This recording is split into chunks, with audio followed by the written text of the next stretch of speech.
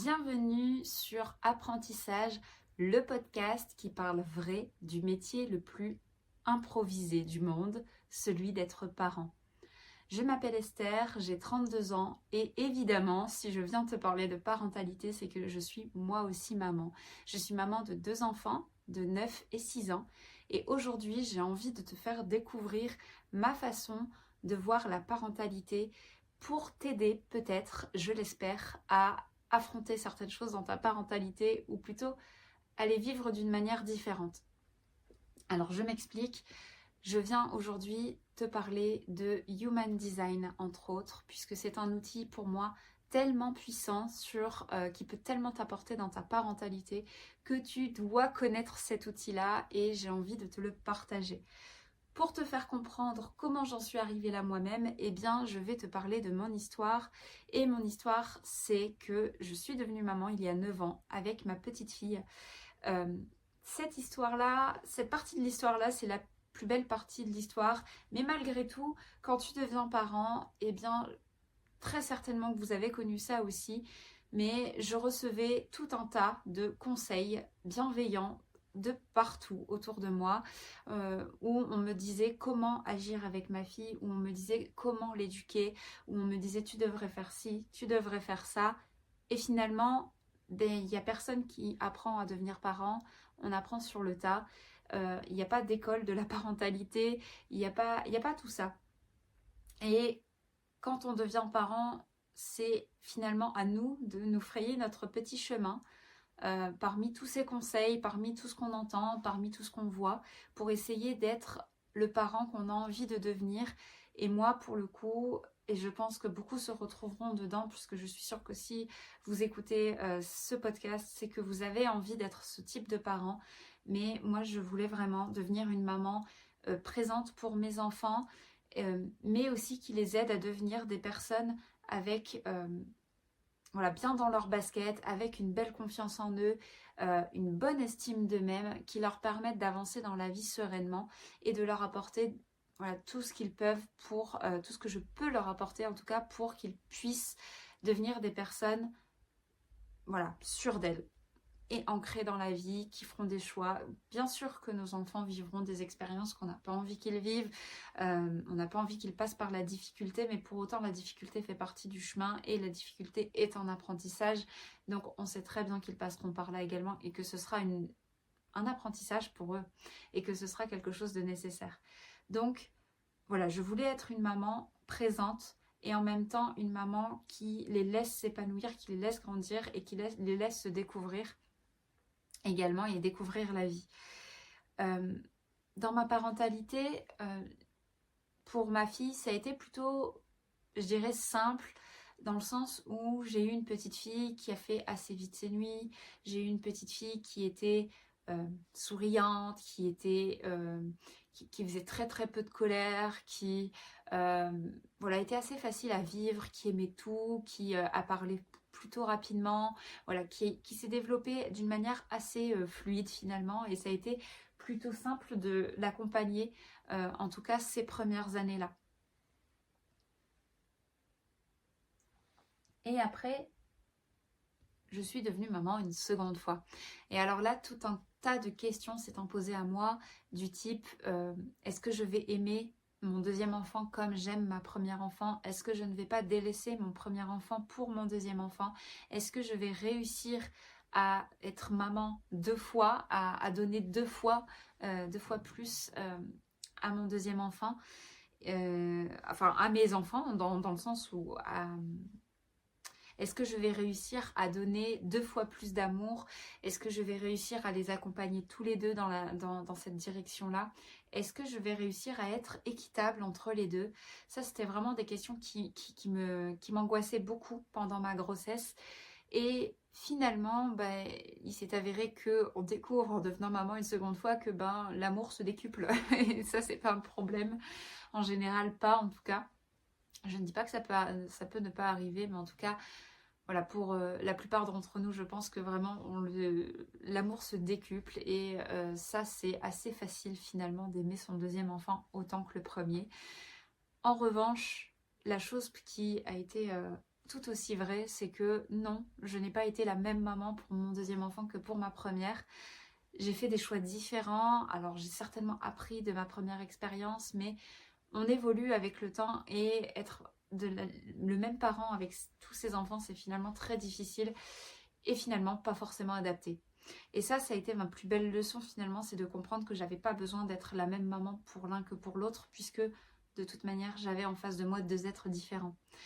Et, et la différence entre ces deux êtres que j'avais devant moi finalement et que j'ai devant moi aujourd'hui, ça a été tout un apprentissage et ça a été la source de beaucoup de réflexions. Pour mon fils, ça n'a pas été aussi fluide que pour ma fille. Alors oui, il y avait eu quelques challenges pour ma fille quand même. Pendant Terrible 2, les cauchemars, la nuit, j'ai eu le droit à des phases assez difficiles. Et en tout cas, avec le papa, on a vraiment vécu cette phase-là d'une manière assez difficile pour nous deux même. Mais malgré tout, elle était relativement simple à vivre, et ce qui n'a pas été le cas pour mon fils. Et pour mon fils, il est, comment dire, il vit les choses intensément. Il est intense en fait dans son comportement, il est très intense. Et là où ma fille, elle se fait plutôt discrète en général, avec une belle joie de vivre. Mais voilà, elle va savoir s'adapter à son environnement. Mon fils, non, lui s'impose à son environnement. Et c'est un peu la mini tornade dans tout ce qui l'approche en fait. Et il vit vraiment tout ça intensément. Et du coup, c'était très challengeant parce que vraiment... mon petit garçon finalement va tester les limites constamment, et ça a été vraiment un challenge dans ma parentalité, parce que j'avais l'impression qu'il ne me respectait pas moi en tant que maman. J'avais l'impression de ne pas être respectée parce que il venait toujours à la confrontation, parce qu'il venait toujours tester les limites, vraiment essayer de les dépasser, voir comment je réagissais. Et puis voilà, c'était épuisant en fait d'être dans cette confrontation constamment. Peut-être que certaines mamans se reconnaîtront, et ce serait très intéressant d'échanger sur ces sujets. Et en fait, en parallèle de ma parentalité, du coup, pour que vous puissiez comprendre comment le Human Design s'est imposé dans ma vie, eh bien, j'étais amenée dans l'entrepreneuriat à mener des équipes. Et dans cette activité-là et dans cette casquette-là, je m'épanouissais vraiment parce que je suis quelqu'un qui est plutôt bienveillante. Alors, j'étais professeure des écoles aussi par le passé, ce qui fait que, bah, honnêtement, voilà, ça c'était pour moi... m'adapter aux personnes, c'était assez simple, assez fluide. J'étais quelqu'un de bienveillante, à l'écoute. Et pour autant, eh bien, parfois, je pouvais avoir dans mes équipes des personnes, je mettais des choses en place et les personnes ne réagissaient pas comme je m'y attendais. Et c'était très challengeant pour moi, parce que je ne comprenais pas pourquoi ces personnes-là ne réagissaient pas bien, en fait, aux choses que je mettais en place. Et tant que je ne comprenais pas, c'était très frustrant pour moi, parce que du coup, je ne pouvais pas adapter ma façon de faire, puisque du coup, je ne comprenais pas ce qui ne fonctionnait pas. Et ça a été des grosses questions dans mes accompagnements, et vraiment une grosse remise en question, et je ne trouvais pas de solution. Et en fait, quelqu'un est arrivé dans ma vie dans cette période, et ou en tout cas, je me suis rapprochée de cette personne dans cette période puisqu'on se connaissait déjà. Et puis, finalement, elle m'a fait connaître le Human Design, pour lequel elle se passionnait depuis quelques temps. Et en fait, j'ai très vite compris pourquoi elle se passionnait pour cet outil. Très sincèrement, c'est un outil juste incroyable.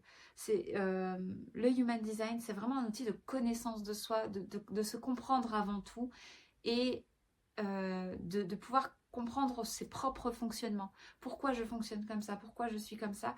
Et c'est tellement déculpabilisant de comprendre que si je fonctionne comme ça, c'est parce que je suis comme ça, simplement.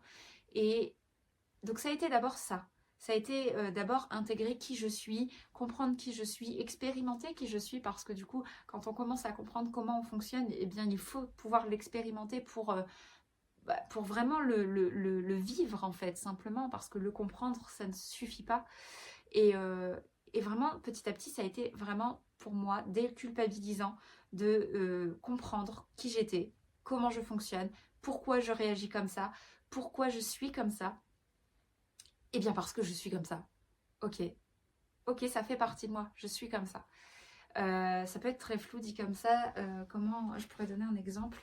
Voilà, une partie de moi sur la lecture de cartes, ça a été de découvrir que je suis quelqu'un qui a besoin d'être à l'aise avec une personne d'un groupe pour pouvoir se sentir à l'aise dans le groupe. Sinon, je vais être en retrait. Et bien, c'est exactement ce que j'ai vécu toute ma vie. Et en fait, ça a été déculpabilisant de comprendre que, bah, voilà, pour moi intégrer un groupe, eh bien, j'ai besoin de me sentir OK avec une personne du groupe. Ce qui va me permettre de m'appuyer sur cette relation pour pouvoir interagir avec le groupe complet. Tant que je n'ai pas ça, je n'arrive pas à interagir dans un groupe où c'est très difficile en tout cas pour moi. Et le fait de le savoir, bah, ça permet déjà de déculpabiliser, de se dire bah, en fait je suis pas bizarre, c'est juste comme ça, je fonctionne comme ça et c'est ok. Mais aussi d'approcher finalement les groupes d'une autre manière.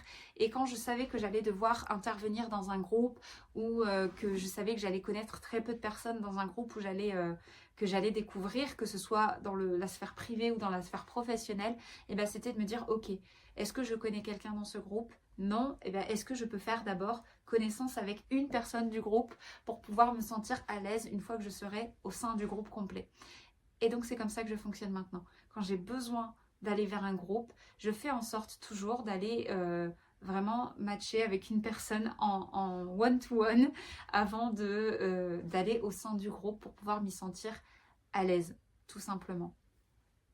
Et une fois que je suis à l'aise, bah c'est ok, c'est parti et tout va pour le mieux.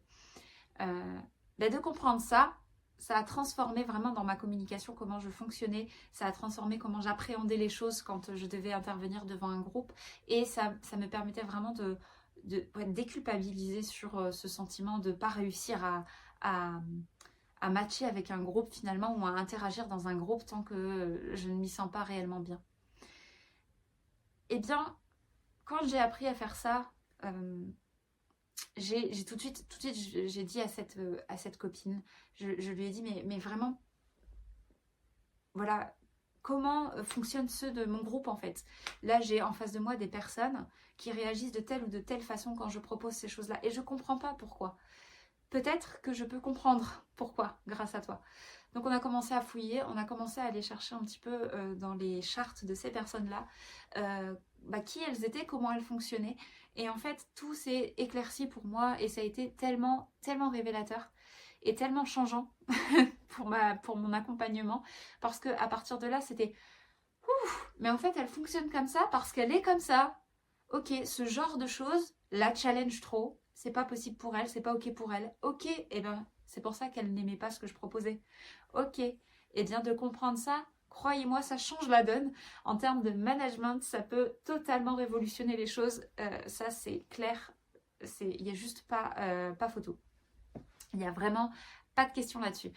Eh bien, j'ai adapté, du coup, suite à ça, ma façon d'accompagner les personnes en fonction de qui elles étaient, de ce que je comprenais de ce qu'elles étaient. Et là, je vous parle, mais tellement de la base du Human Design, vraiment, en partant des informations premières d'une charte, je pouvais déjà mieux communiquer avec les personnes autour de moi. Et c'est tellement énorme en fait les changements que ça pouvait provoquer, juste vraiment, mais tellement pas grand chose sur la carte que vraiment j'ai voulu pousser la question. Et surtout, pour en revenir au sujet central, eh bien quand j'ai découvert tout ça et que j'ai vu à quel point ça transformait mes relations avec les personnes de mon équipe, j'ai fait waouh, mais en fait je peux comprendre mieux mes enfants. Est-ce que c'est possible? Est-ce que tu crois que je peux essayer de regarder la carte de mes enfants et de comprendre leur fonctionnement? Et là, c'était parti. Et en fait, à partir de ce moment-là, oui, j'ai regardé la carte de mes enfants, j'ai compris comment fonctionnait mon fils, qui me faisait des crises tout le temps, qui testait les limites tout le temps. Mais oui, en fait, simplement, il a besoin de ça. Et le fait de comprendre que mon fils fonctionne comme ça, eh bien, dans ma parentalité, ça a changé tellement de choses aussi. Ça a été déjà d'accepter de « Ok, je comprends pourquoi je fonctionne différemment avec mes deux enfants, parce que simplement, ils sont différents, ils ont des besoins différents. Et intuitivement, en tant que maman, je me suis adaptée simplement. » Et puis après, eh bien mon fils, pour en revenir à lui, parce que c'est lui qui a été vraiment le déclic avec le Human Design, qui m'a permis de m'adapter à sa façon d'être en fait, et de le comprendre.